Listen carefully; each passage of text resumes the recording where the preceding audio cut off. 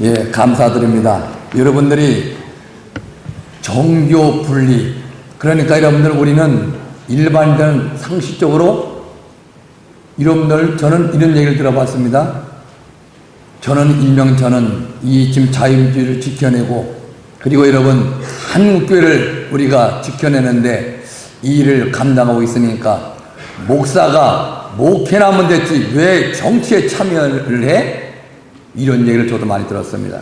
이게 옳은 소리입니까, 여러분? 아니요. 예, 여러분 이 어려운 시대에 정말 여러분 우리 목회자가 우리 기독교인들 목소리 안 내면 누가 내겠습니까? 다 넘어갔는데 저는 개인적으로 예, 이 정말 여러분 이 군사분계선 그쪽으로 쭉 저는 여러분 제가 차로 저는 한번 순회를 제 나름대로 해봤어요. 그런데 일산만 지나도 여러분 거기서부터 북한강 쭉 이러면서 철조망이나 초소형들이 있었고 늘 보초를 썼습니다. 하나도 없습니다. 그리고 여러분 대전차 여러분 저들이 적들이 넘어올 때 그걸 막기 위해서 여러분 쌓아놓은 그런 여러분 정말로 그런 벽도 전부 다 여러분 다 개방해 놨더라고요. 이런 실정을 우리 백성들은 저희들은 너무나 이런 일에 깊이 관여하고 일을 하기 때문에 알고 있지만은 많은 백성들 전혀 모르고 있잖아요. 그래서 우리가 지금 여러분 육군 대장 여러분들 별 4개 저도 여러분 아까 제가 어떤 출신이라고 예비역 병장 출신이라고 그랬잖아요. 그죠? 예, 그것도 저도 11전차 이중대 전차 조종소 출신이에요. 제가 이제 여러분 제가 우리 대장님 한번 일어나 보세요. 저 제 말 들어요, 안 들어요? 앉으세요. 네. 여러분 별 사성 장군이 이번엔 예비역 병장 여러분 명령이 일어났다 앉았다고 순종하시잖아요. 예, 여러분은 잠깐 제가 분위기를 좀 바꾸고 웃자고 한 얘기니까 이제 여러분 우리가 우리 박찬주 대장님 나오셔서 이 시국 강연에 대해서 여러분들 정말 말씀해 주실 때 한국이 여러분들이 생각하는 것보다 얼마나 더 위험수에 빠져 있고 정말 여러분 우리가 사람들 그래요. 기도만 하면 되지 아니에요. 지금은 기도만 해서 되는 때가 아니라 기도는 기본이 돼야 됩니다. 할렐루야. 기본이 돼야 되고 지금 여러분 이제 내가 외쳐 싸워야 됩니다. 여러분 할렐루야. 그래야 우리가 자유를 지켜내고 여러분 우리 교회를 지켜낼 수 있다는 것입니다. 아멘. 그래서 여러분 우리 대장님을 모시고 저희들이 이 시국에 대해서 강연을 갖고자 한 겁니다. 우리 강연해 주실 우리 박찬주 우리 전 육군 대장님 잠깐 제가 이 주요 경력을 제가 여러분들 소개 올려드리겠습니다. 우리 박찬주 대장님께서는 육군 제2작전 사령관을 역임하셨고요. 육군 참모차장을 역임하셨고 육군 제7기동 군단장을 지내셨고요. 육군 제26기계화 보병사단장을 지내셨습니다.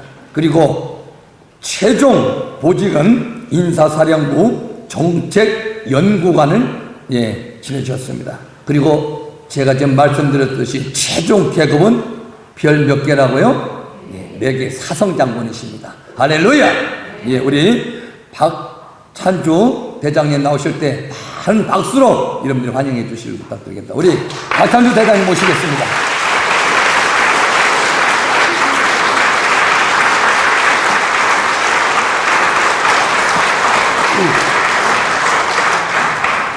여러분 뵙게 돼서 정말 기쁩니다. 또 저로서도 이곳 온양 온천은 고등학교 다닐 때 한번 놀러 왔다가 이제 40년 만에 오다 보니까 굉장히 마음이 많이 설레었는데 좀 어디가 어딘지는 잘 모르겠어요.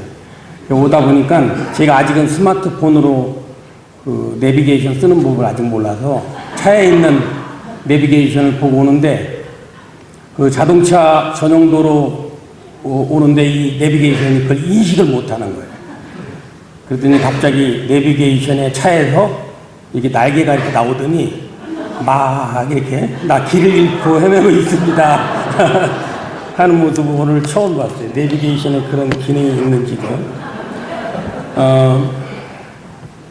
여러분, 저 목사님께서 말씀을 해주셨는데, 사실 시국 강연회라기보다는 지난 19개월 동안 제가 겪었던 엄청난 이 고난 속에서 제가 그 고난을 크리스찬으로서 접하고 헤쳐오는 과정에 제가 느낀 사항을 여러분과 함께 나누면서 그때그때 필요한 말씀을 전해드리고자 합니다.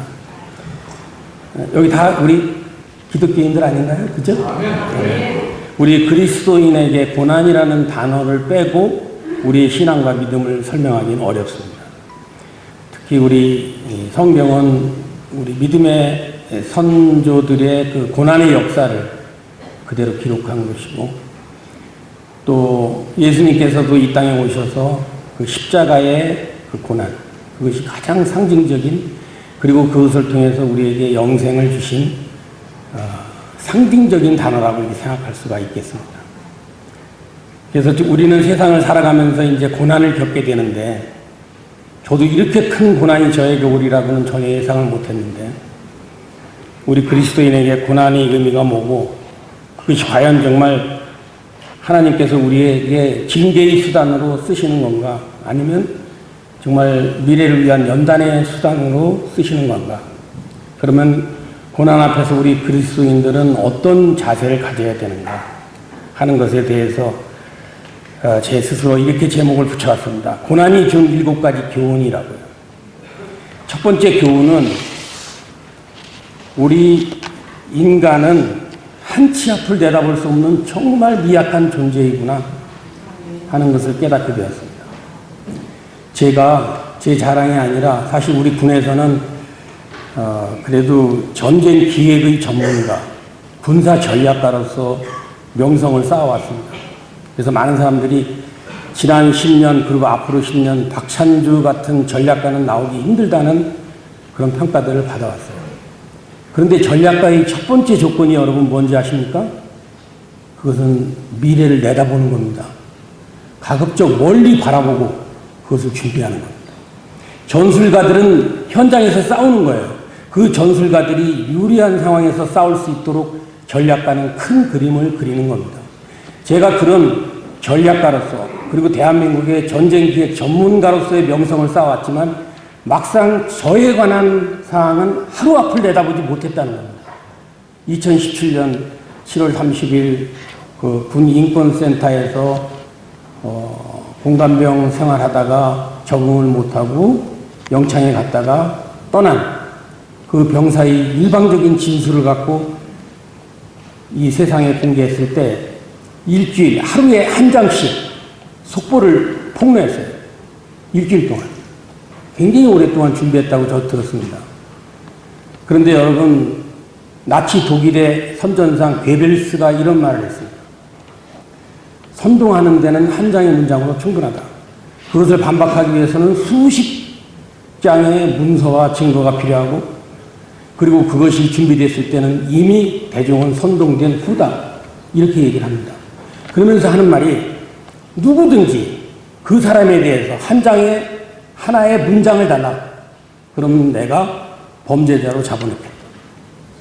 근데 지금 현재 대한민국에서 일어나는 일은 한 장의 문장도 아니고 이름만 달라. 내가 알아서 잡아놓겠다 하는 그런 개념으로 지금 흘러가고 있습니다.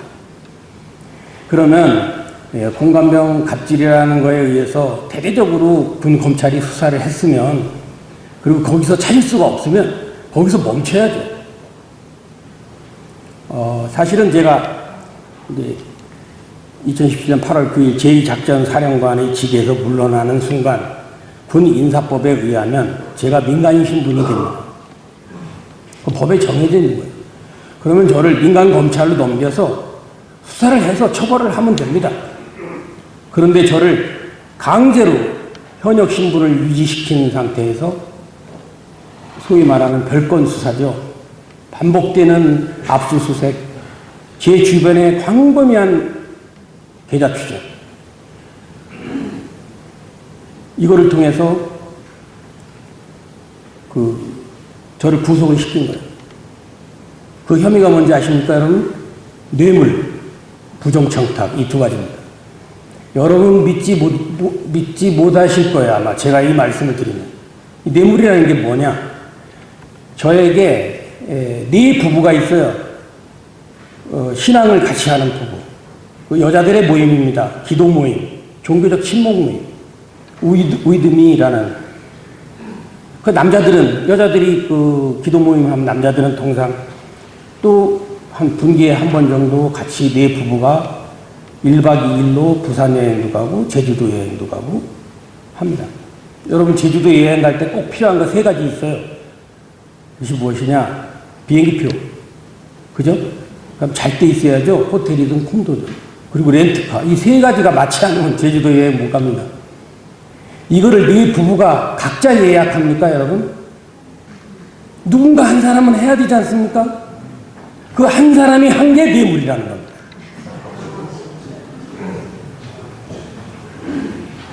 그러니까 제 생각에는 잘못 걸은 거죠. 걸려면 제대로 걸어야죠. 그리고 부정청탁이라는 거 여기 아산에도 대대가 있어요. 제2작전사령부소. 제2작전사령부의 역할이 뭐냐면요. 영남, 호남, 충청을 관할하는 사령관입니다. 옛날 이순신 장군이 우리 현충사 옆에 있잖아요. 이순신 장군이 삼도 수군 통제사라고 해요. 수군 통제사. 제2작전사령관은 삼도 육군 통제사라고 생각하시면 돼요. 그래서 거기에는 대대가 시, 군, 구별로 하나씩 있어요. 147개나 되는 대대가 있습니다. 이제 어느 한 중령이 저에게 문자를 보냈어요. 이게 문자가 탈이 난 거야, 문자가. 사령관님, 저희 부친은 한쪽 패가 없어요. 그분이 6.25 참전용사인데. 그런데 다른 살아있는 한쪽 패마저 폐렴에 걸리셔가지고 90이 가까워지셨으니까 쓰러지신 거예요. 근데 어머니마저 고관절이 골절이 돼서, 그러니까 무릎과 이 허리 사이에 뼈 골절이 돼서 같이 누우신 거예요. 그러니까 이 중령이 전역을 해야 되겠다 하다가 자기 고향이 금산인데 혹시 나를 금산 대대장으로, 자기 대대장이 이미 한 번 한 사람인데 연대장이 자기 후배인데 그 밑에 가서 대대장을 한 번 더 할 수 있게 배려해 줬으면 좋겠다.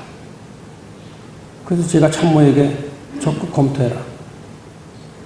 이제 과거부터 이 충과 효가 어느 것이 중요하냐 하는 거는 많은 분들이 논란이 있었어요. 근데 저는 효가 중요하다고 생각합니다. 왜냐하면 충은 다른 사람이 대신할 수도 있어요. 근데 효는 누가 그걸 대신할 겁니까? 이게 부정청탁 김영란법 위반입니까? 그래서 제가 뇌물은 이제 무죄 받았고 김영란법 이거는 400만 원 벌금을 받았어요. 그랬더니 인터넷에는 400만 원을 제가 그 사람한테서 받은 걸로 이렇게 알아, 사람들이. 식사 한번 한 것도 없고. 근데 이제 그 과정에서 제가 봐도 좀 저기 안 좋았던 모습이 뭐냐면, 그렇게 해서 얘가 이제 스스로 노력을 했는데 홍성대대로 분류가 된 거예요. 저는 이제 그런 사실은 모르죠. 대장이 뭐 그것까지 알겠습니까? 완스타가 참모인데, 인사참모인데. 장군 참모가 9명이나 있는데. 근데 나중에 더 보니까, 홍성으로 분류가 됐고, 금산으로 분류된 사람은 이제 누가 이제 정해져 있어요. 제가 실명을 좀 공개하기가 좀 어려운데, 정해져 있으니까 우리 참모가 전화를 해서 너희 둘이 바꿀 의향이 없느냐? 아마 이렇게 한 것 같아요. 그래서 바꿨어요. 바꿔준 건데, 사실은 홍성대대가 더 인기 있는 데입니다. 누구든 금산으로 갈래? 홍성으로 갈래? 그러면 홍성으로 가요. 왜냐면 홍성은 또 도청 소재지도 있지 않습니까? 그때 당시에 안희정 지사가 그래도 유력한 대권 주자인데, 이 중령이 도지사를 만날 수 있고 얼마나 좋아요. 그러니까 금산으로 간다는 그 중령은 멋있구나, 우리 바꿉시다 해서 바꿨다 해요. 그래서 저는 그거에 대해서 뭐 그렇게 크게 제가 뭐 큰 죽을 죄를 지었다 그런 생각을 하지 않습니다. 제가 그 중령을 위해서 조치를 했고 거기에 대한 책임을 져야 된다면 저는 기꺼이 각오가 돼 있다. 이렇게 생각을 합니다.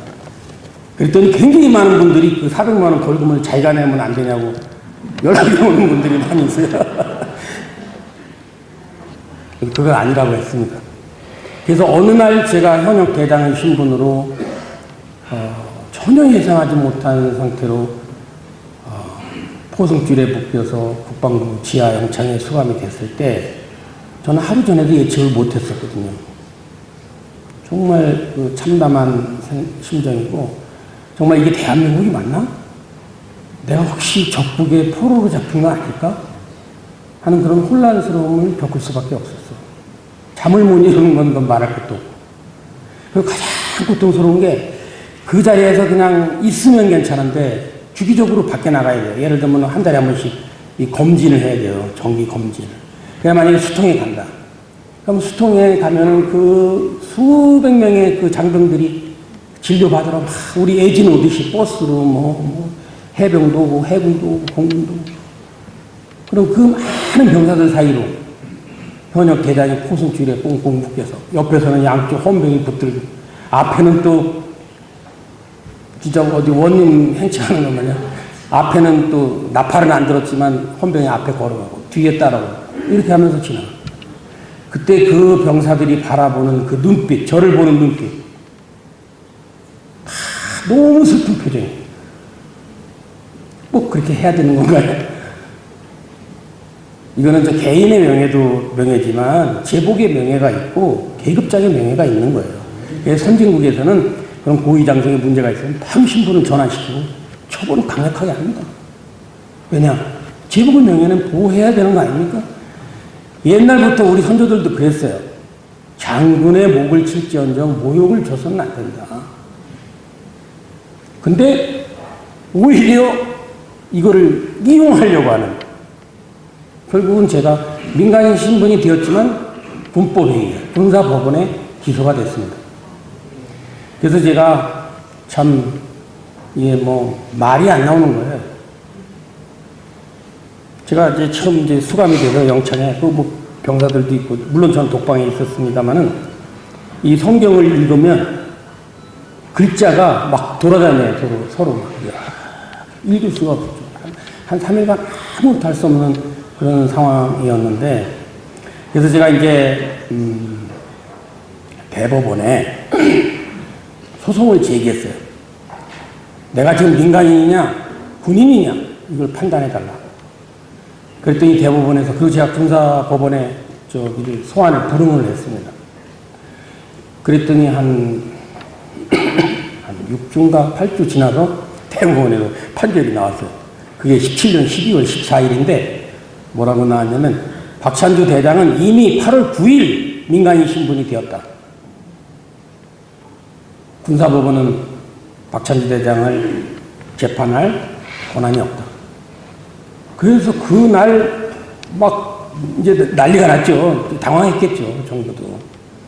그래서 저를 제 주소가 있는 용인 수지, 그래서 수원구치소로 그 이감이 된 거죠. 이송이 됐습니다. 근데 수원구치소에 가니까 저보다 먼저 소문이 먼저 왔더라고. 박찬주 대장이 우리 구치소로 온대 이래가지고. 그래서 저희 이제 통로가 15명이, 물론 뭐 수십 개 통로가 있고 15명이 15개 호실이 있고 제가 맨 끝에 이제 독방을 쓰는데, 여러분들 잘 보면 저도 오해를 했었는데 뭐 지위가 높고 그러면 독방을 주는 걸로 생각하시는데 그게 아니고요. 사회적인 어떤 무리가 있었던 사람은 이게 자칫 잘못하면 우위를 가할 수가 있어요. 한 명, 10명이 같이 산다 뭐 이러면은, 그래서 그걸 방지하기 위한 하나의 그 장치더라고요. 그런데 거기 있는 분들이 전부 창살에 매달려가지고 박찬주 대장님 힘내십시오. 세 부류야. 힘내십시오. 또 한 부류는 건강하십시오. 건강 챙기십시오. 또 한 부류는 굴복하지 마십시오. 이 표현을 하시더라고요. 그래서 제가 지나가기만 하면 뭐 변호사 만나러 가거나 하면 이제 마이크를 호출하지 않습니까? 뭐 몇 번 나오세요. 뭐 나가면 전부 창살을 붙들고 그냥 그 울분을 토하는 겁니다. 그게 너무 큰 힘이 되는 거예요. 그리고 제 어깨에 4개의 별은 이 대한민국의 안보를 책임지는 사람으로서 얼마나 그 중압감이 있습니까? 그게 내려져 있으니까 너무 가벼운 거예요. 지구의 중력이 반으로 줄은 것 같아요. 너무 발걸음도 가볍고. 근데 이제 그 중에서 한 분이 유난히 저한테 하여튼 저만 지나가면 한 40대 후반, 중반 되셨을 것 같은데, 근데 그분은 말끝마다 무슨 말씀 하시냐면, 저는 잘못해서 여기 왔지만, 대장님은 억울하게 오신 거 제가 잘합니다. 절대 굴복하지 마십시오. 그래서 왜 발끝마다 저는 잘못한 게 있어서 왔지만, 이 말씀을 하시니까 궁금하잖아요. 그래서 어느 날 갔다 오다가 또 그러시길래, 제가 물어봤어요. 선생님께서는 뭐를 잘못해서 오셨습니까? 그랬더니 보이스피싱이요. 그래서 제가 저도 한번 보이스피싱 전화를 받은 적이 있는데 혹시 저하고 한번 통화하실라니까 아 그럴 수도 있습니다. 하여튼 굴복하지 마십시오. 그런 아주 그 에피소드도 있었고 제가 이제 그 안에서 이제 뭐 이렇게 주문을 해요.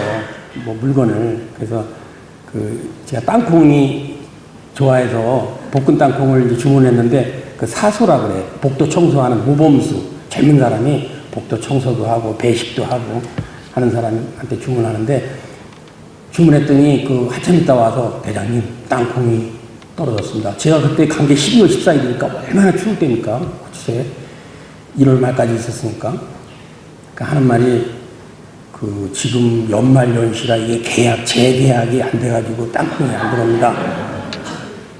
아, 그러냐고. 그러고 말았는데 조금 있다가 땅콩을 한 10봉지를 들고 왔어요.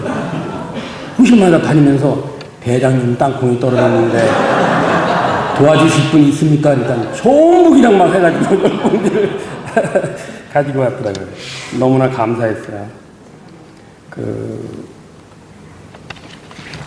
다음 이제 제가 두 번째 교훈으로 넘어가겠습니다.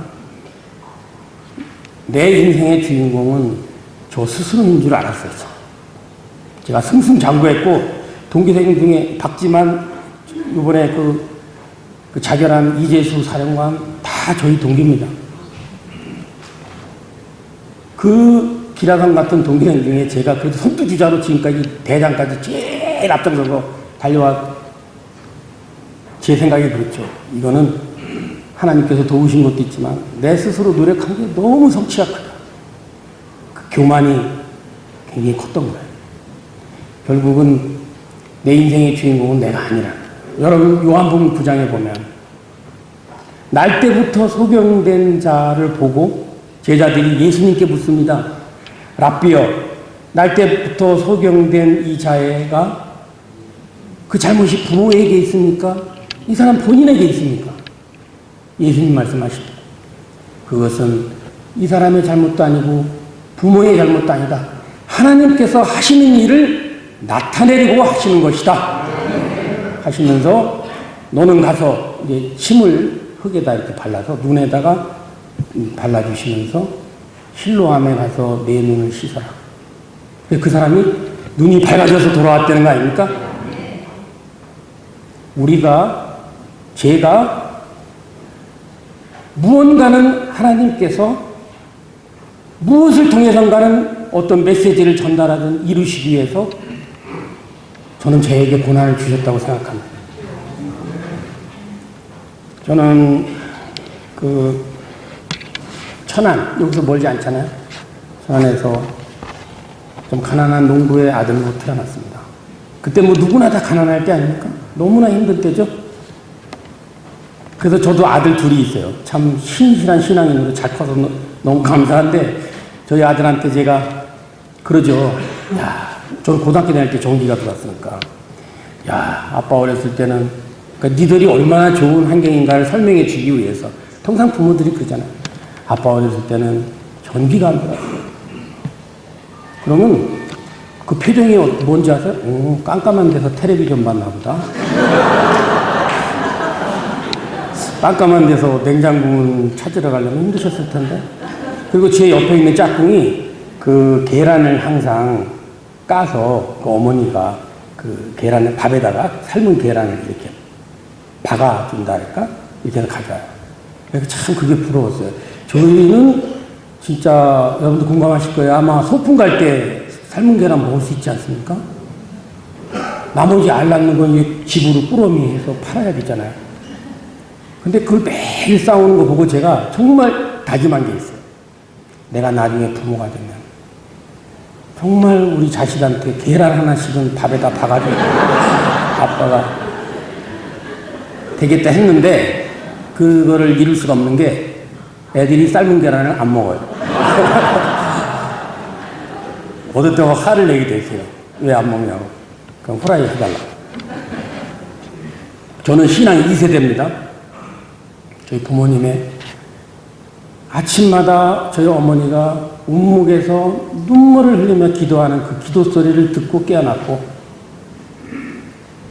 그 신앙의 힘으로 그 저희 가족이 이루어왔어요. 그 우리 신앙 2세대는 너무나 큰 축복을 받았어요. 저희 사남 일대에 사형제 있는데 사형제가 다 천안고등학교 나왔습니다.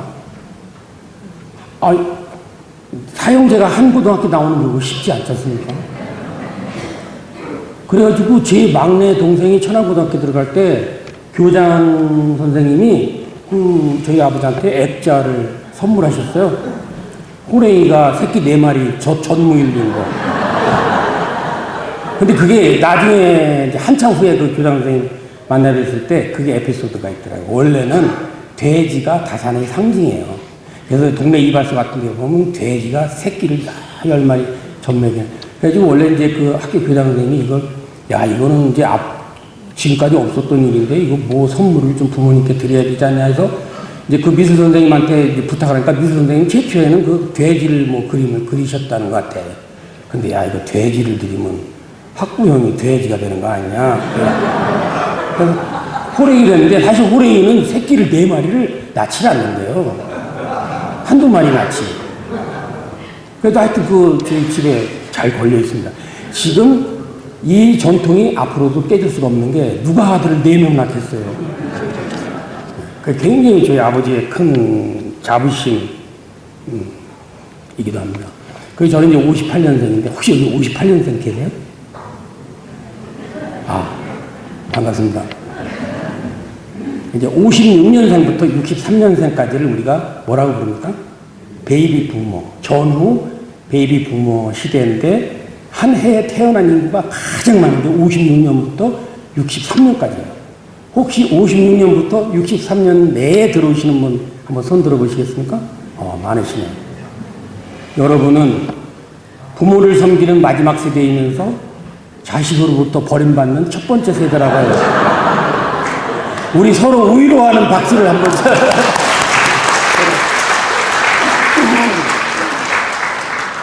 그래서 저희는 어머니의 정말 강한 신념, 신앙, 그래서 장남은 첫 열매니까 하나님께 바쳐야 된다 해서 큰형은 목사님이 되셨고 둘째 형, 제 동생은 이제 고등학교 선생님이 됐어요. 저는 육군사관학교에 갔어요. 육군사관학교 들어갈 때 너 면접 볼 때 그래, 너 육군사관학교 왜 왔냐? 정말 군복을 입고 나라를 지키고 싶었습니다. 근데 사실 저는 그건 아니었어요. 부모님의 짐을 덜어드리고 싶어. 학자금을 안 내는. 그래서 저는 육사에 갔습니다. 다행히 잘 간 거죠. 떨어졌으면 또 어떻게 됐을지 모르겠어요.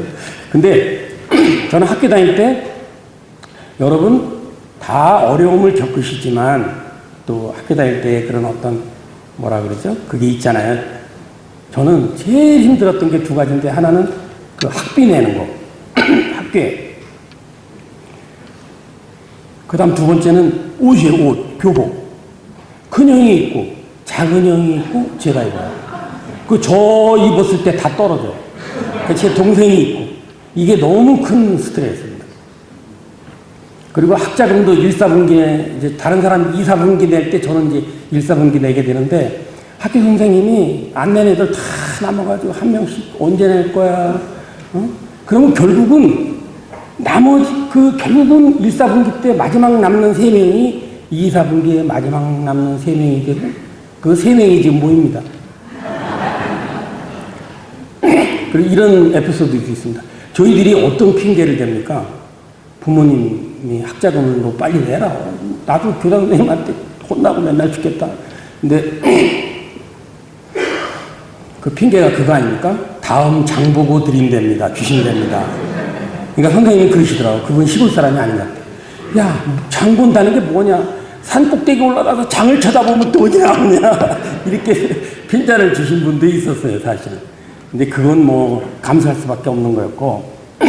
그래서 이제 교복이 너무나 스트레스였는데 정말 슬픈 사실은 제가 고등학교 들어갈 때 교련복의 모두가 바뀌었습니다. 우리 형들은 자주국방 꾸불꾸불 쓴 교련복인데 저희 때부터 가나다라로 바뀌었어요.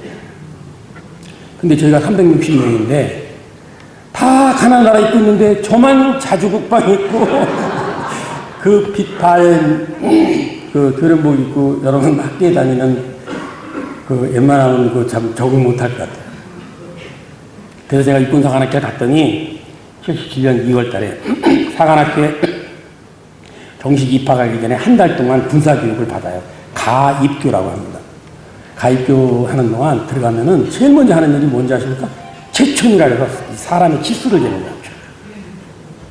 그래서 한 달 동안 전투복을 입고 훈련을 받고 생도대에 딱 들어갔는데 내 후반에 두 사람이 딱 쓰는데 가보니까 제 옷이 깨끗한 A급. 우리 군대 갔다 오신 분 통상 A급, B급, C급, D급 이렇게 얘기하죠. A급 새거, B급 사용가, C급 아직도 사용가, D급 폐품. 그래서 우리 군인들이요 사람 평가할 때도 자기도 모르게 합니다. 예를 들어 제가 대령 한 명을 참모로 좀 써야 되겠는데 육군본부에서 이 사람이 어떠냐고 물어보는데 알 수가 없어서 동기생한테 물어봐요. 이런 사람은 어떤 사람이냐? 이렇게 물어보면 딱 그래. A급입니다. C급이죠. 그러면 그 D급이라고는 안 해요. 사람한테. 그래서 가보니까 이 캐비넷에 왼쪽에 예복. 사관생도 예복. 예복은 동하 구분이 없어요. 예복. 동정복, 하정복. 동근무복, 하근무복. 동체육복, 춘추계 체육복, 하체육복. 무도복, 태권도복, 유도복, 전투복. 쫙 걸립니다. A급으로. 아무도 안 입은. 제가 그 앞에 딱 서가지고 너무 감동적인 거 너무. 300명인데 저희 동기생이 야 여기는 내가 이제 왕따는 아니구나. 그 책상을 열어보니까 모나미 볼펜, 그때 당시에는 뭐 다 모나미, 까만색 한 다스, 파란색 한 다스, 빨간색 한 다스. 책도 아무도 안 쓴 책. 이 키가 큰 게 왼쪽, 같은 크기는 뚱뚱한 게 왼쪽, 쫙. 너무 흐뭇해가지고. 그래서 2학년 생도들이 막, 야, 너! 이렇게 안 합니다. 거기는. 귀관, 아무리 생도 이렇게 부르죠. 그러니까, 쉽게 표현하면, 박찬주는 저는 저거 1학년 들으면 힘들어 해야 되는데, 쟤는 왜 이렇게 즐거워할까? 하는 그런 오해를 많이 맞았어요. 그래서 귀관은 뭐가 그렇게 즐겁나? 다 힘들어 죽겠는데 그 정도로 저한테는 축복이었어요. 그런데 제가 더 놀라운 것은 독일 육사로 유학을 가게 됐는데 300명 중에 한 명을 뽑아서 뭐 미국으로 가는 것도 아니에요. 독일로. 1965년에 박정희 대통령이 독일에 이제 광부 간호사 이분들 하러 독일에 차관으로 들어갔을 때 그때 이제 독일 수상한테 우리 생도 한 명을 보낼 테니 그러면 교육을 시켜주시오. 그렇게 하시오. 해서 이게 이제 그때부터 가기 시작한 거예요. 그래서 저는 그런 거 가는지도 몰랐습니다. 그런데 역사가 일어나려니까 1학년 1학기 끝나고 이제 시험을 보내는 거예요. 독일 사관학교로 갈 사람들. 그래서 저도 고등학교 때 서울대 가려고 독일을 열심히 했는데 해가지고 시험을 봤어요. 결론은 4명을 뽑아가지고 학교장이 직접 4명을, 원래 생도대장이 완스타인데 생도대장이 하던 거를 학교장님이 자기도 호기심이 많으니까 내가 직접 뽑을게 해가지고 4명을 자기 방으로 부른 거예요. 그 학교장님이 누구냐면 정승화 총장입니다. 후에 참모총장 하다가 그 전두환 장군의 그 신군부에 의해서 체포돼서 대통령 시해 현장에 있었다고 그래서 사형 선고받고 그 후에 명예를 회복했죠. 지금 돌아가셨지만. 근데 그분이 이제 4명을 이렇게 앉혀놓고 저희 동기 쟁쟁한 사람 많습니다. 우리 통상 물어보는 거 뭐예요? 아버지 뭐 하시냐? 묻지 않습니까? 자네 아버지 뭐 하시나? 오, 장군의 아들이 삼성장. 또, 기업 운영하고 또 대학 교수시고. 어우, 쟁쟁하잖아. 저는 자네 아버지 뭐 하시나? 농사 짓습니다. 아주 집요하게 물어보시죠. 무슨 농사 짓냐? 고추 농사, 쌀 농사, 누에. 그때 누에는 몇 장을 치냐? 7장을 칩니다. 너 누에가 몇 장까지 자는 줄 알아? 7장 잡니다. 하면서 더 대답하는데, 아니, 저도 좀 뭔가 저희 아버지에 대해서 얘기를 해야 되잖아요. 근데 저희 아버지가 저희 동네 새마을 지도자였어요. 옛날에는 저 54가구였는데 저희 동네가 이장이 있고, 이거는 행정을 하는 분야. 새마을 지도자는 지붕계량 부터 시작해서 누구네 집은 양파를 많이 심어라, 누구네는 뭘 심어라, 이런 거 하는 분이에요. 그리고 저희 아버지는 새마을 지도자입니다. 그랬더니, 응? 제가 마지막 질문인데, 그래, 박찬주 생도가 가는 게 좋겠다. 그러면 그 자리에서 해산.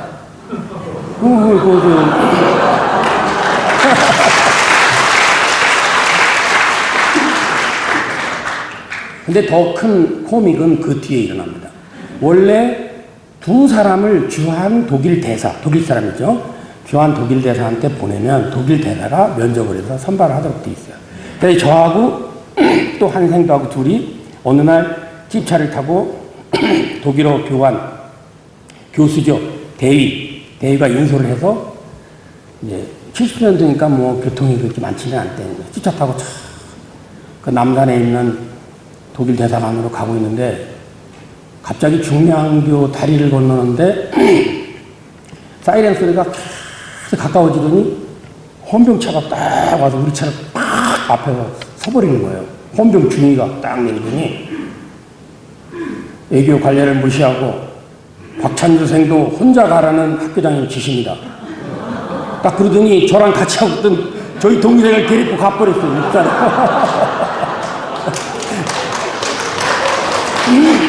그래서 제가 혼자 간 거 혼자 제가 뭘 알겠습니까? 안 가면 마는 거고 가면 가는 거고 아주 간절한 것도 없는데 그래 갔어요. 그랬더니 독일 대사가 딱 첫 질문이 아버지 뭐 하십니까?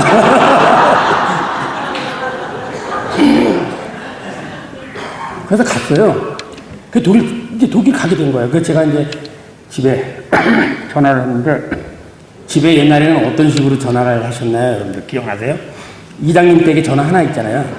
그러면은 전화 오면 방송하죠? 찬주 어머니 전화 받으세요. 그러면은 이제 막 일하다가 가서 그렇게 해서 어머니 통화했는데 어머니 저 독일 가야 되게 생겼습니다. 그랬더니 독일? 하시면서 첫 마디가 네가 뭘 잘못했니? 근데 사실은 정승화 장군의 입장에서도 이제 뒤늦게 아차한 게 뭐냐면 사실 동기생이 지만이가 있잖아요. 그런데 물론 지만이가 독일 사관학교 선발 시험에는 참가하지 않았지만 그래도 신경 쓰이지 않습니까? 그래서 한번 대통령한테 유의증을 여쭤봐야 되지 않을까요? 그래서 이분이 이제 다른 보고서를 작성해서 이건 제가 정승화 총장한테 출국할 때 들은 얘기예요. 너 잘해야 되는 이유를 설명하면서. 그리고 이제 청와대를 들어가서 대통령한테 운을 띄운 거예요. 혹시라도 이거. 그래서 만약을 대비한 거예요. 뭐냐면, 만약에, 야, 치마이도 같이 갈 수 없냐? 이렇게 만약에 물어보면 2사람을 보내면 되겠다. 과거에는 2사람이 간 적이 있어요. 여러분, 김관진 안보실장이라는 건 아시죠? 그분 독일 육사 나오는데 그분도 2이 갔어요. 그런 이제 보관을 갖고 왔는데, 이제 들은 얘기예요. 대통령이 그러시더라는 거예요. 이번에 독일 사관학교 선발이 있어서 선발을 했는데, 혹시 지만이도 보내실 생각이 있으십니까? 그러니까 대통령이 한참 말을 안 하고 계시다가, 한 명은 선발이 됐는가? 그에 되어 있습니다. 예, 그 애는 아버지가 뭐 하시나?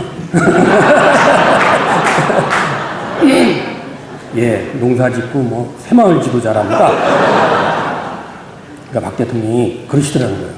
그래, 대통령의 아들보다는 새마을 지도자의 아들이 가는 게 낫겠다.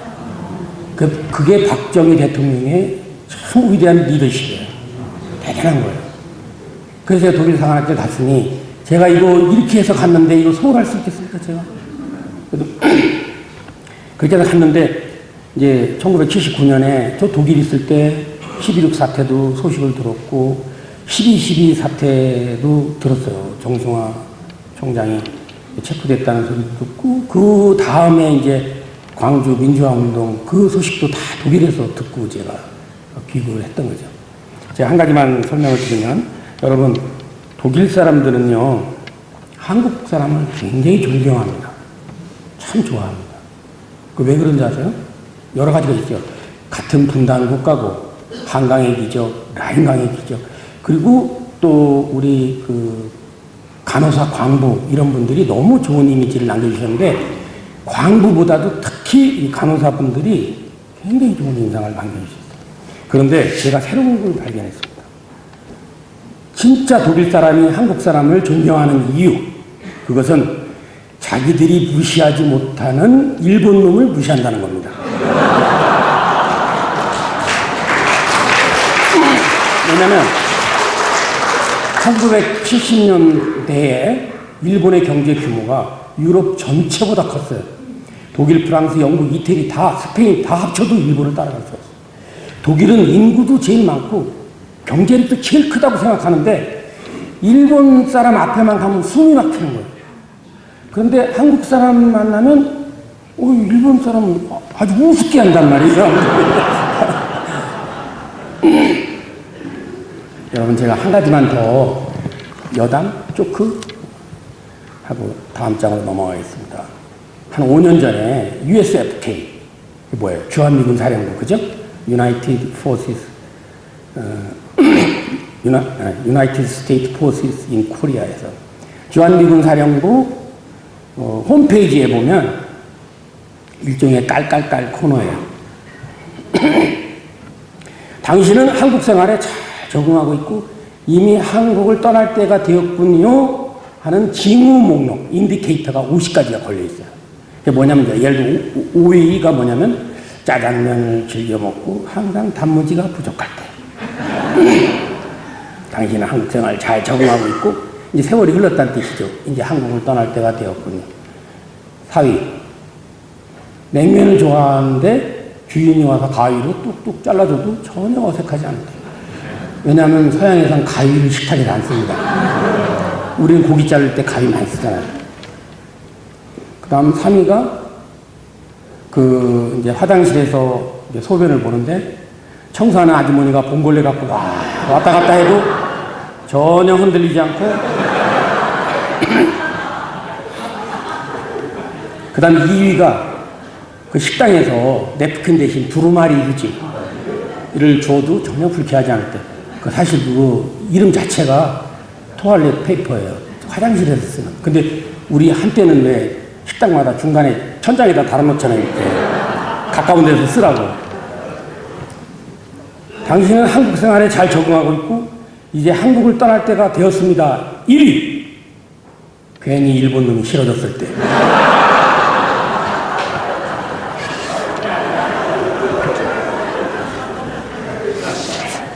세 번째 교훈. 고난은 하나님과의 관계를 재정립하는 과정이다. 우리 믿음의 소녀들이 한결같이 이 고난을 통해서 새로운 언약을 맺고 그리고 영광의 길을 걸었습니다. 저는 그래서 신앙인과 언약인이라는 걸 제 나름대로 나눠요. 신앙인은 믿는 거예요. 그래서 구원을 받는 거예요. 신앙인. 뭘 믿느냐? 사도신경이죠. 나는 전능하신 아버지 하나님 천지의 창조주를 믿습니다. 나는 그의 유일하신 아들 우리 주 예수 그리스도를 믿습니다. 그는 성령으로 잉태되어 동정녀 마리아에게 태어나시고 본디오 필라도의 고난을 받아 십자가에 못 박혀 죽으시고 장사된 지 사흘 만에 죽은 데 가운데서 다시 살아나셨습니다. 하늘에 오르시어 전능하신 아버지 하나님 우편에 앉아 계시다가 거기로부터 살아있는 자와 죽은 자를 심판하러 오십니다. 여러분 믿지 않습니까? 나는 성령을 믿습니다. 나는 공회와 성도의 교제도 믿고 죄를 용서받는 것도 믿고 몸의 부활과 영생을 믿는 신앙입니다. 그러나 그보다 한 단계 더 큰 사람은 누구냐? 언약이. 그것은 뭐냐면 하나님의 영광을 위해서 주의 나라 확장을 위해서 사명을 감당하는 여기 계신 여러분들이 저는 언약인이라고 생각을 합니다. 애굽에서 이스라엘 민족이 나와가지고 40년간 광야에서 새로운 언약을 받고 가나안 땅에 들어가지 않습니까? 우리가 흔히 얘기하죠. 고난은 축복의 통로다. 그죠? 언어적으로는 모순입니다. 신앙적으로는 진리입니다. 이것만큼 진리가 없어요. 고난은 축복의 통로. 그래서 저를 위로해 주실 때, 만났을 때 그 고난에 처한 사람을 위로하는 방법도 여러분 배워야 돼요. 어떤 분은 꼬치꼬치 깨물어요. 그 돈을 왜 받았대? 그것도 걸리는 거 아니요. 그러나 가장 저에게 기쁨을 주는 위로는 뭐였냐면 하나님께서 장로님 진짜 사랑하시나 봅니다. 얼마나 큰 축복을 주시려고 이러시는지 모르겠습니다. 그 말이 그렇게 가슴에 와닿아요. 뭉클하고. 이게 하나님과의 관계를 제가 다시 정립하고 새로운 약속을 갖고 나아가는 길이다. 이제 네 번째, 그리스도인에게 고난은 정죄의 수단이 아니고 연단의 수단이다. 이게 정죄의 수단이다 생각하면 이게 욥기에 잘 나타나죠. 욥기는 테스트를 받은 거예요. 그렇지만 그의 친구 대만 사람 엘리바스 그 세 사람 있잖아요. 수앗 사람 밀닷, 나아만 사람 소발 끊임없이 욥기에게 주입을 합니다. 너 그거 잘못했기 때문에 너 얘기해야 돼. 네가 똑바로 하라면 안 돼. 고통을 주지 않습니까? 나중에 하나님께서 그 세 사람 나무내시잖아요. 숫소 7마리, 수양 7마리 갖고 와서 욥에게 번제를 드리라고 그리고 사과하라고. 고난은 버림받음이 아닙니다. 이건 하나님이 우리를 사랑하는 증거입니다. 내가 가는 길을 그가 아시나니 그가 나를 단련하신 후에는 내가 정금같이 되리라. 그거 믿고 여러분 나아가야 됩니다. 고난을 두려워해서는 안 된다. 다섯 번째, 고난 중에도 하나님의 때와 방법을 기다려야 한다. 이거 중요한 저는 개념이라고 생각을 해요.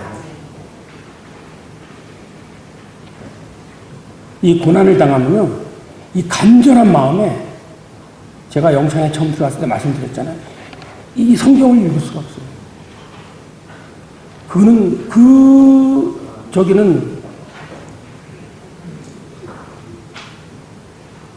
그 마음은 두 가지예요. 하나는 일어난 일에 대한 분노.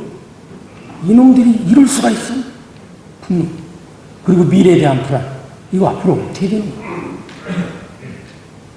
그래서 저는 3일이 지난 후 비로소 이제 그 헌병이 1분마다 왔다 갔다 해요. 복도에. 그 분영창은 한쪽 면이 전부 창살에 다 들여다.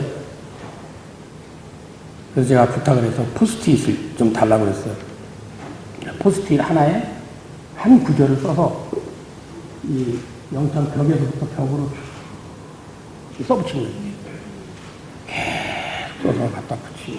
그러면서 이제 나중에 그게 막 이게 두 줄 돌아가고 그러면 저쪽에 헌병이 보고하는 소리가 들려요. 전화를. 3줄 붙였습니다. 쭉 붙이고 기도문도 붙이고 해서 이제 그다음부터는 움직이면 되니까 서서 하나씩 옆으로 이렇게 하나씩 움직이면서 말씀을 읽고.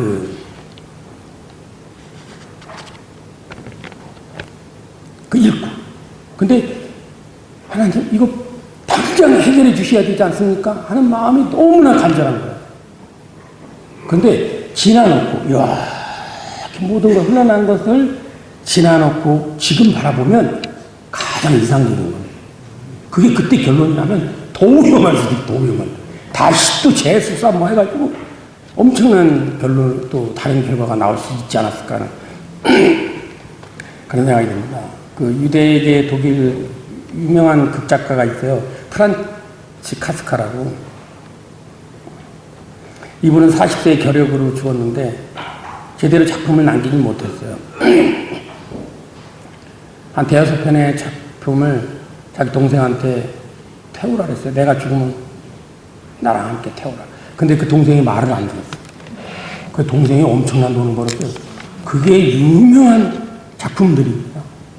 그분은 그 인생을 살면서 그 고통 속에서 소위 말하는 실존주의의 선두자라고 하는데 굉장히 유명한 말들을 많이 남겼는데 그 중에 정말 많이 회자되고 있고 저 역시 공감하는 게 뭐냐면 모든 제약의 근원은 성급함과 게으름이다.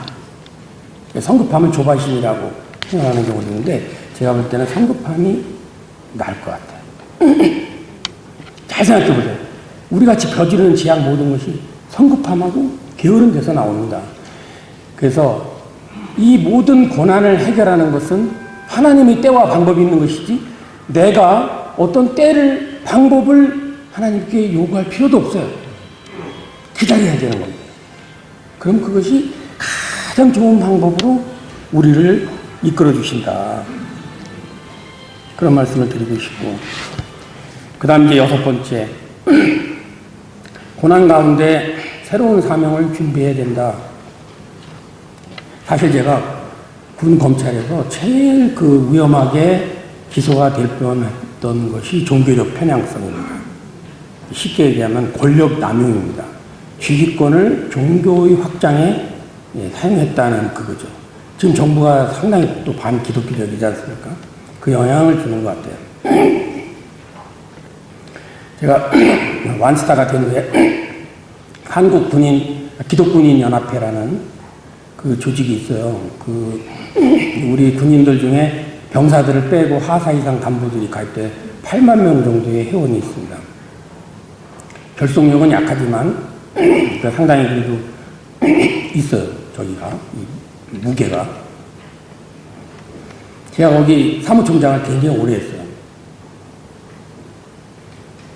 그러면서 제가 이제 사명으로 간직했던 것이 우리 기독교의 다음 세대, 우리 1세대가 우리에게 물려준 이 위대한 신앙이 내가 축복을 받았는데 내가 다음 세대를 키워야 되지 않느냐.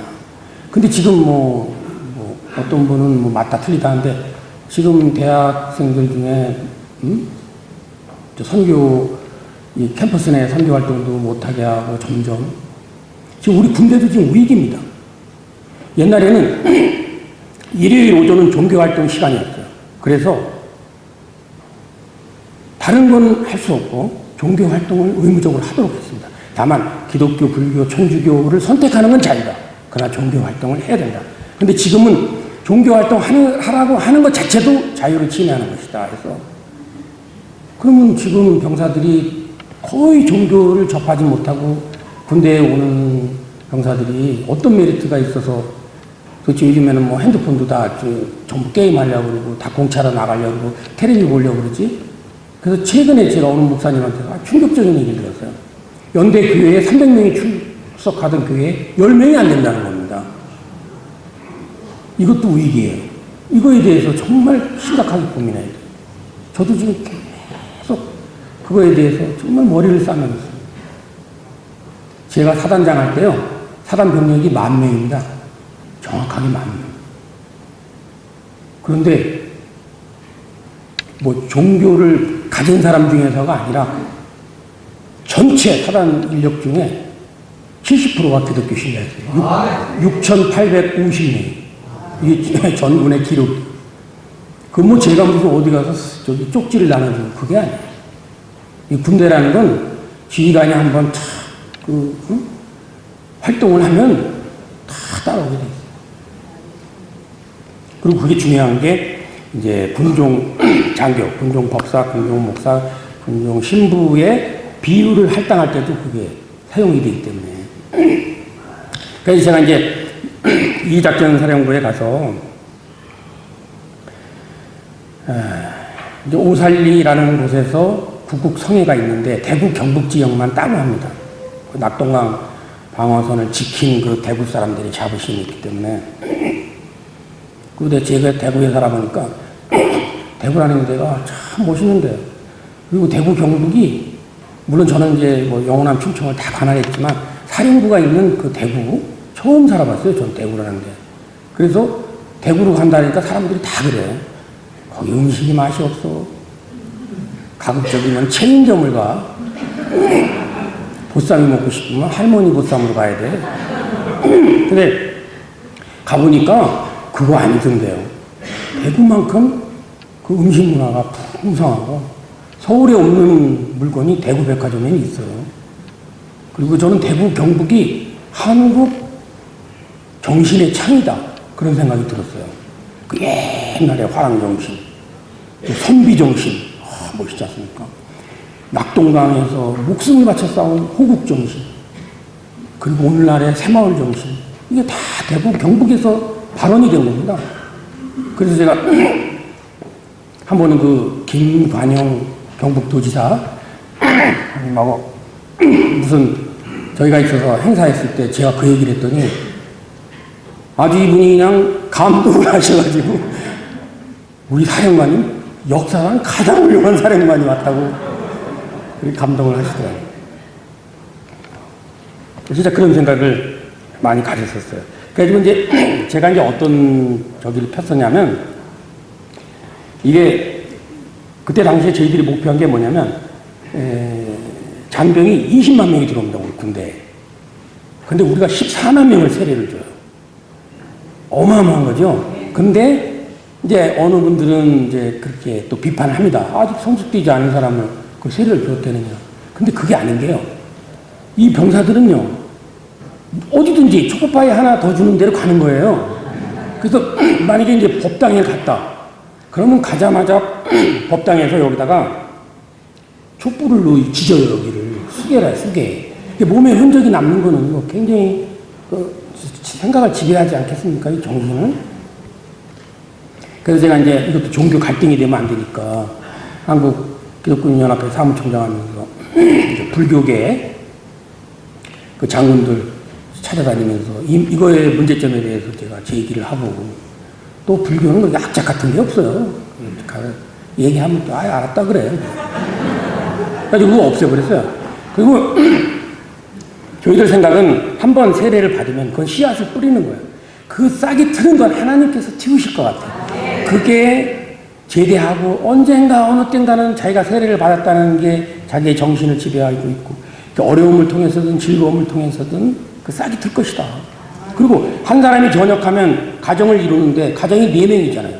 그러니까 14 곱하기 4, 64만 명이 기독교인이 생길 거고 그때 90년대, 80년대 말 90년대 초 얘기입니다.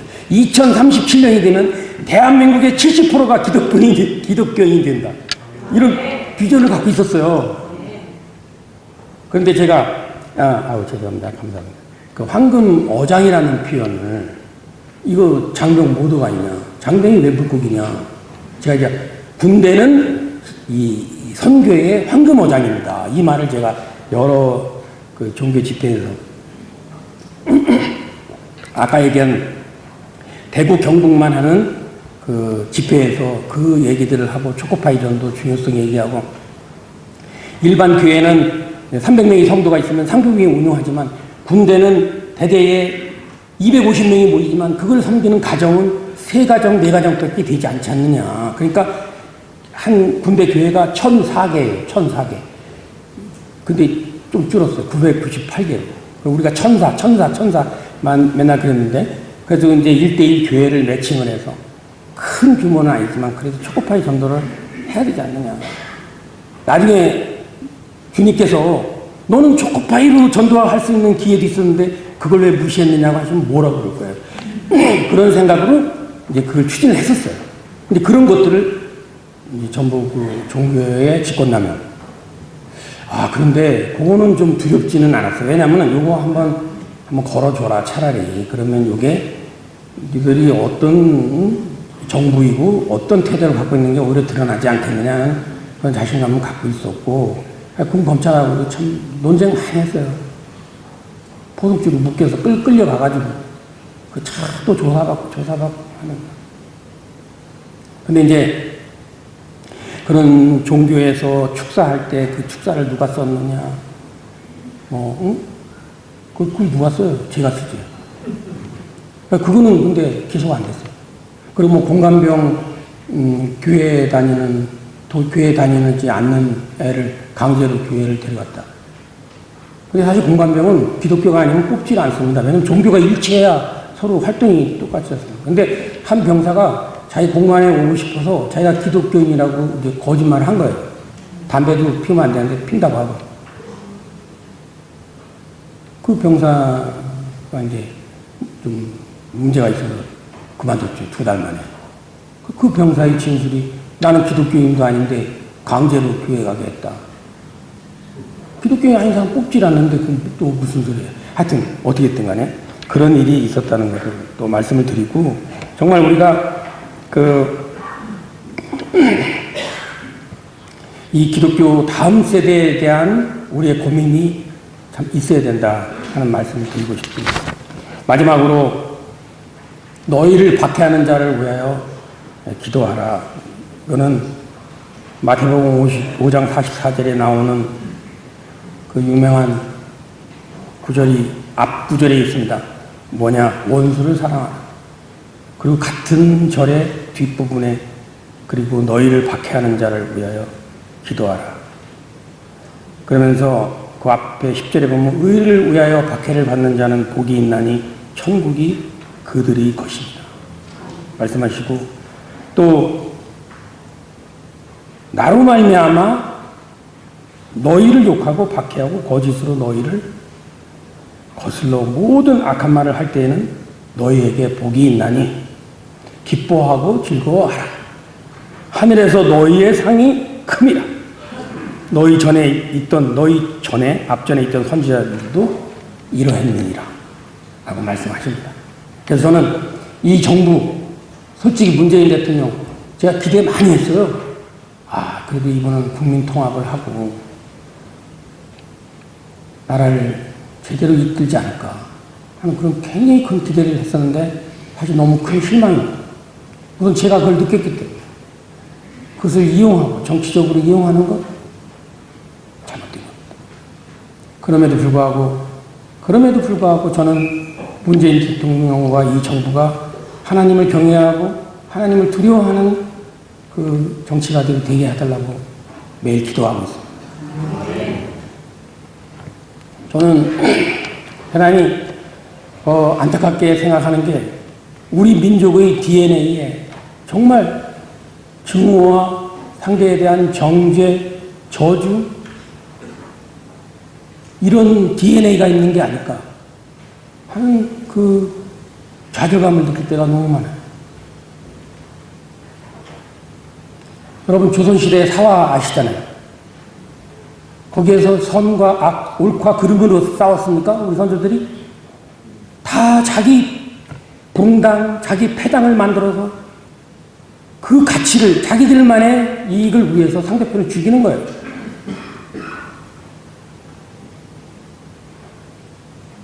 그래서 서양 사람들은요, 사촌이 땅을 사면 배가 아프다. 이 말을 이해하지 못합니다. 제가 독일 사람들한테도 이 얘기를 하다 보면 제가 차마 이거 얘기 안 했어요. 이 얘기 했으면 더 실망할 거예요. 자기 집 소 쌍둥이 낳는 것보다 옆집 소 죽는 게 낫다. 이거 우리 속담입니다. 얼마나 잔인하면 죽은 사람을 꺼내서 목을 칩니까? 그 뭐라고 그러죠? 부관참시. 지금 일어나는 거 보세요. 지금 일어나는 거. 이거는 현대판 사화입니다.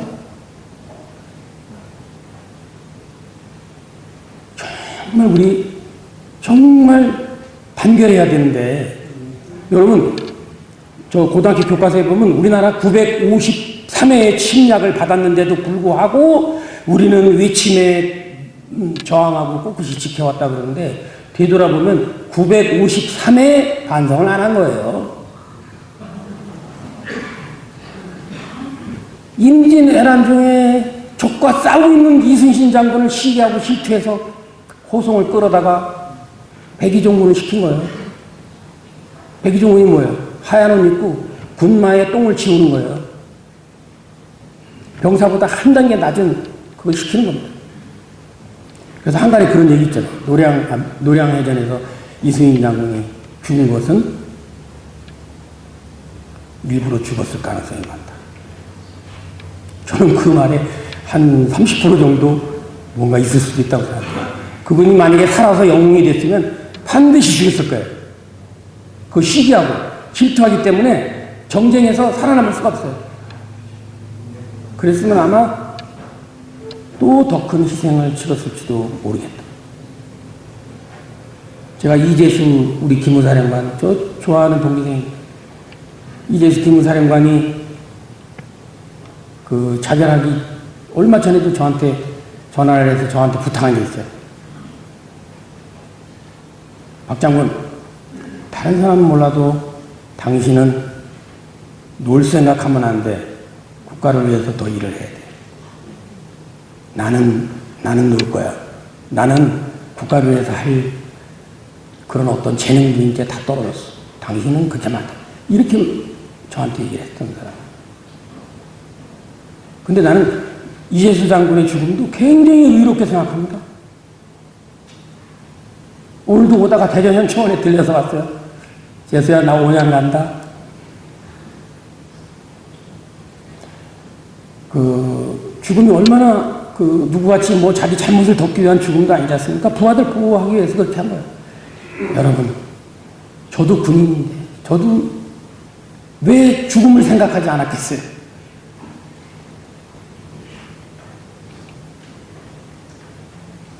그러나 그것은 제가 허락할 수가 없는 것이, 제가 만약에 제 목숨을 스스로 끊는다면 저는 제 잘못을 인정하는 거예요. 저는 어떤 일이 있어도 살아서 이걸 밝혀야 된다고 생각했었기 때문에 살아남은 거예요.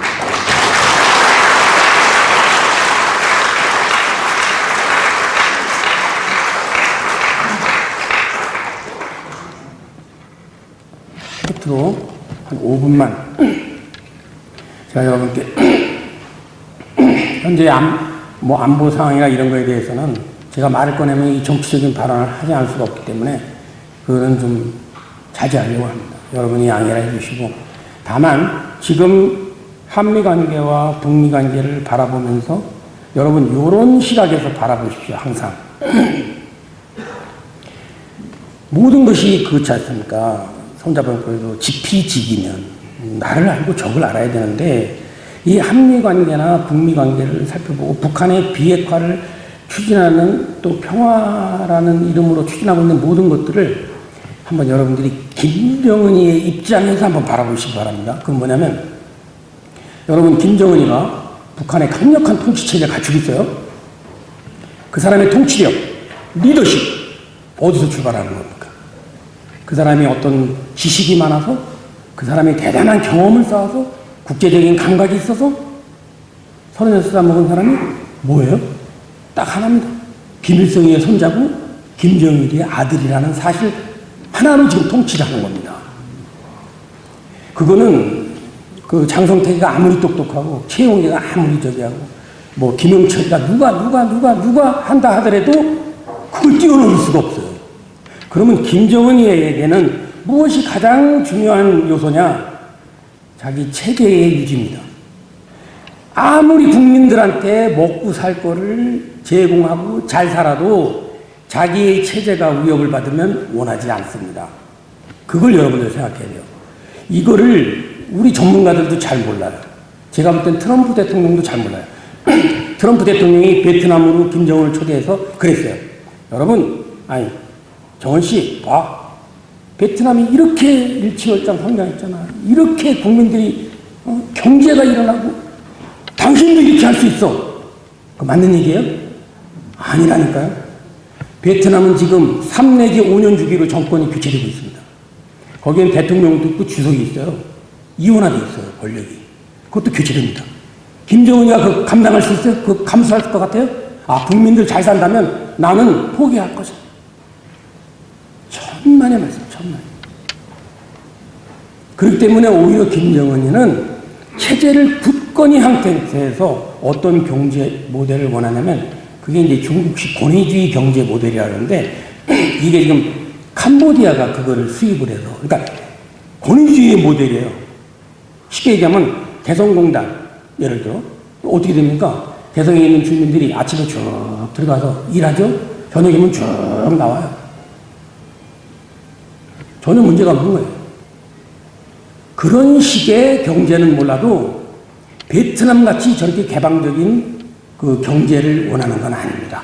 그렇기 때문에 이 핵도 마찬가지입니다. 이 핵을 포기하는 순간 자기도 무너진다는 것을 잘 알고 있어요. 김정은은. 절대 포기하지 않습니다. 그렇기 때문에 지금 이제 김정은의 제스처는 뭐냐? 핵 동결. 그러니까 지금 있는 모든 것을 내가 동결할 테니 거기에 대해서 제재를 해제하라 하는 게 결론입니다. 그 영변도 뭐 폭파한다 하고 뭐 모두 폐쇄하고.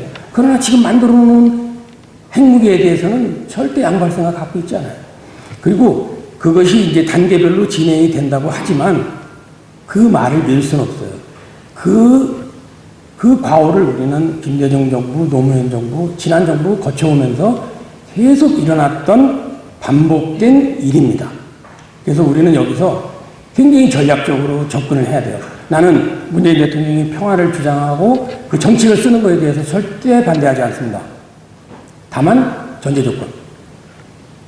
김정은이의 속셈을 알고 그 전략의 일환으로 이렇게 하고 있다면 저는 동의합니다. 그러나 그게 아니고 상대편이 선의에 믿고 우리의 운명을 맡기는 거라면 저는 정말 신중해야 된다는 그런 생각을 갖고 있습니다. 최근에 그 7군 단장이 뭐 훈련을 강하게 시킨다고 해서 군단장을 보직해임 시키라고 그 청원에 올라간 거 여러분 보셨죠? 그 7군 단장 유희철 장군은 중장인데 제가 7군 단장 할 때 7군단 참모장을 했어요. 완스타로.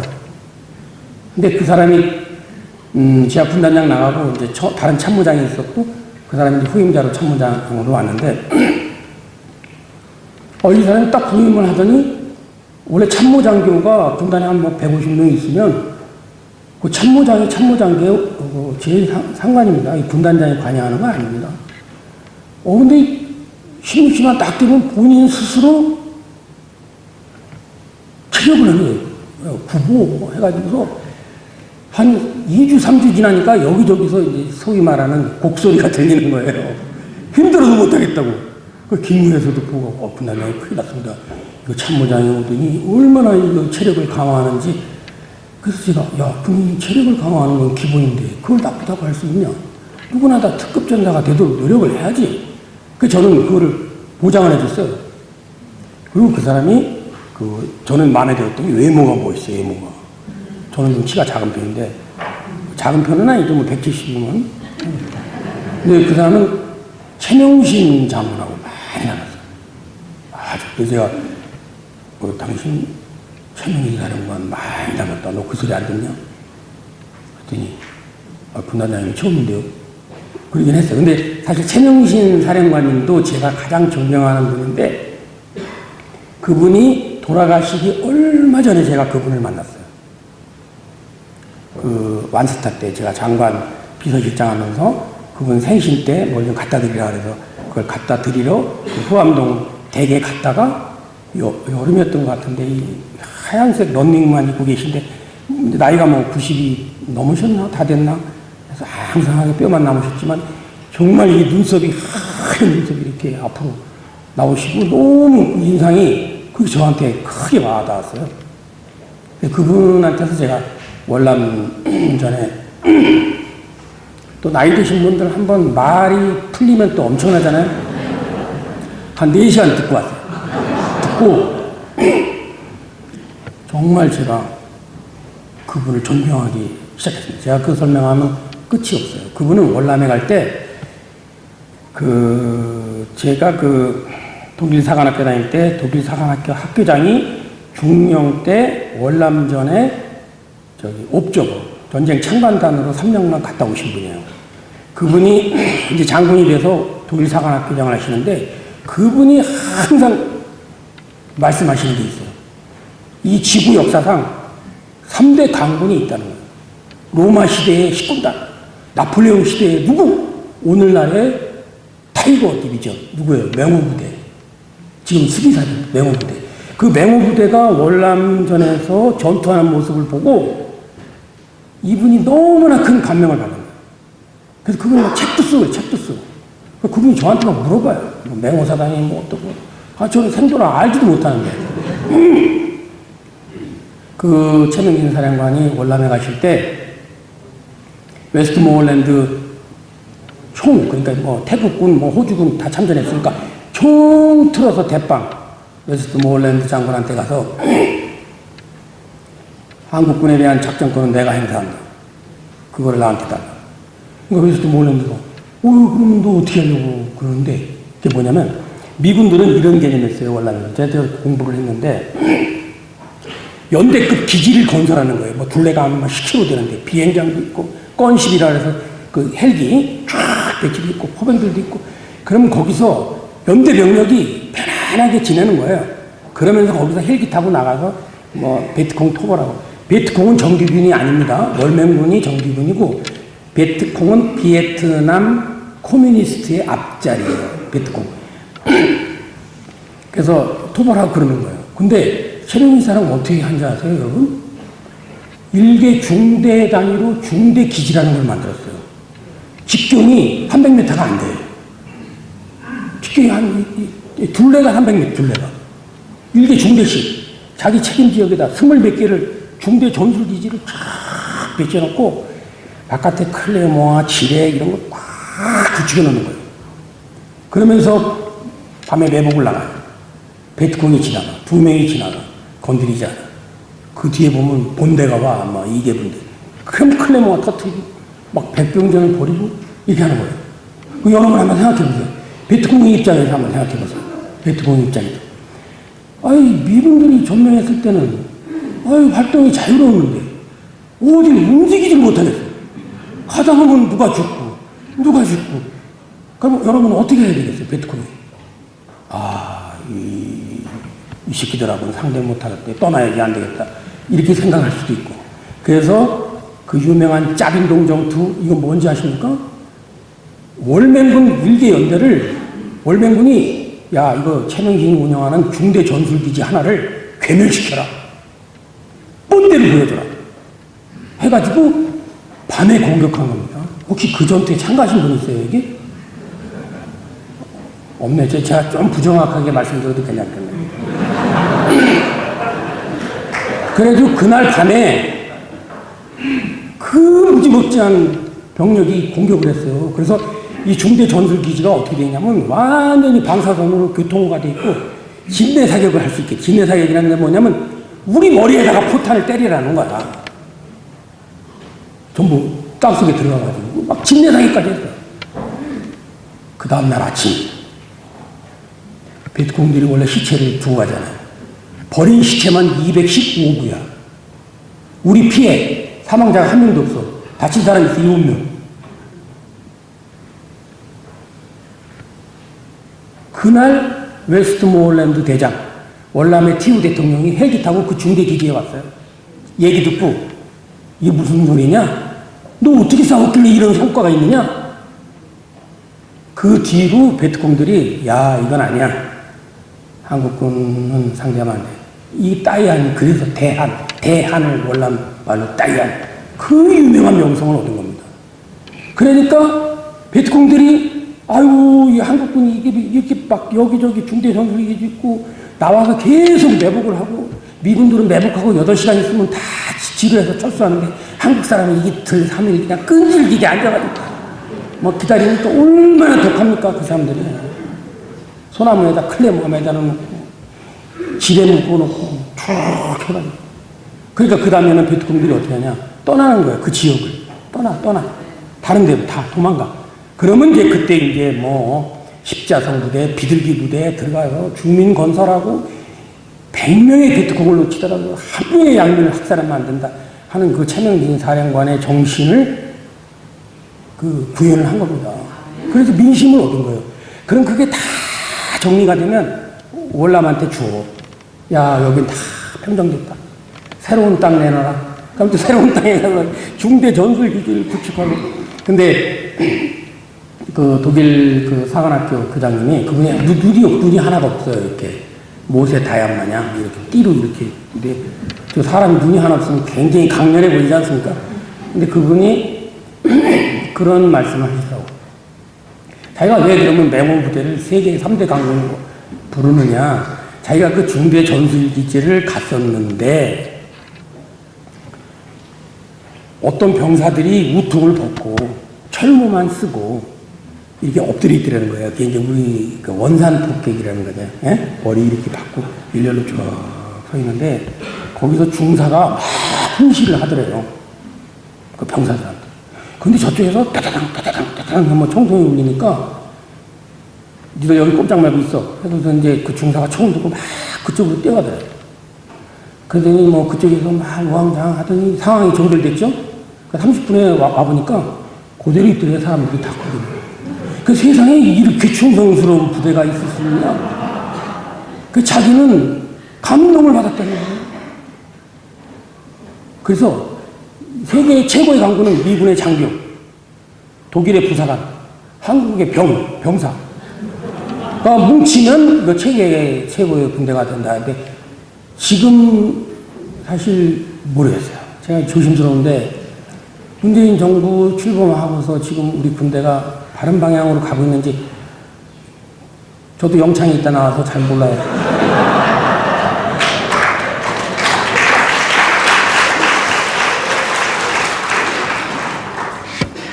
군단장이 훈련을 심하다고 해서 제가 알아요. 그 장군의 특성을 알기 때문에.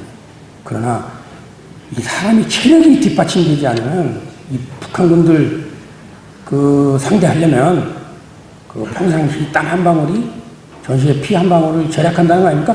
물론 저도 굉장히 우리 병사 친화적인 정말 저도 너무 지나치다 할 정도로 굉장히 우리 병사 입장에서 인권을 위해서 노력을 많이 했던 사람이에요. 그런 사람이 제가 이제 국민권센터 때문에 너무나 이게 이렇게 된 것이 정말 그게 너무너무 안타까워요.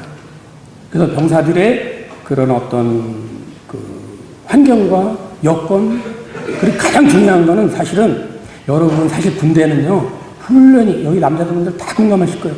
훈련이 힘들어서 힘든 게 아니에요. 내무반에서 선임 병사들이 괴롭히고 하는 게 힘들지 않습니까? 그거를 절약해주고 휴식과 이 훈련을 조화를 시키면서 이거를 잘 발전된 모습으로 가야 되지, 이것을 무조건 이제 전쟁은 없다.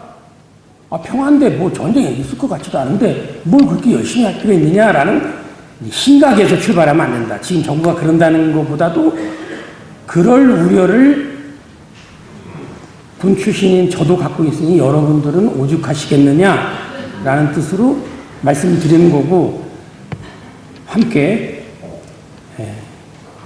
기도했으면 좋겠습니다. 제가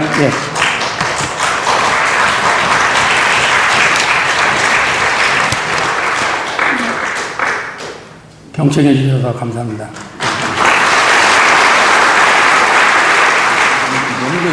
그리고 우리는 여러분 이제는 항상 우리는 위기에 닥쳤을 때 기독교인들이 나와서 여러분 그들과 이 어둠의 이 영적 전쟁을 우리는 늘 했고, 그래서 여러분 하나님은 그 소수의 전투력을 가진 그 소수의 여러분 하나님의 종들을 통해서 늘 승리를 안겨주셨습니다.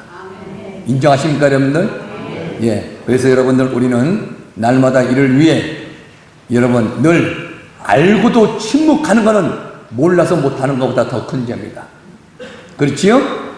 예. 그렇기 때문에 여러분 우리는 이제 정말로 기독교인으로서 사도 바울처럼 여러분 나는 복음을 위하여 부끄러운 삶을 살지 않겠노라고 여러분 고백한 것처럼 적어도 이 자리에 함께 하신 우리 목사님들과 우리 사랑하는 우리 동역자 여러분들, 정말 여러분 우리가 한 번 태어난 거는 여러분 이제 한 번에 우리 인간의 종말이 닥쳐옵니다.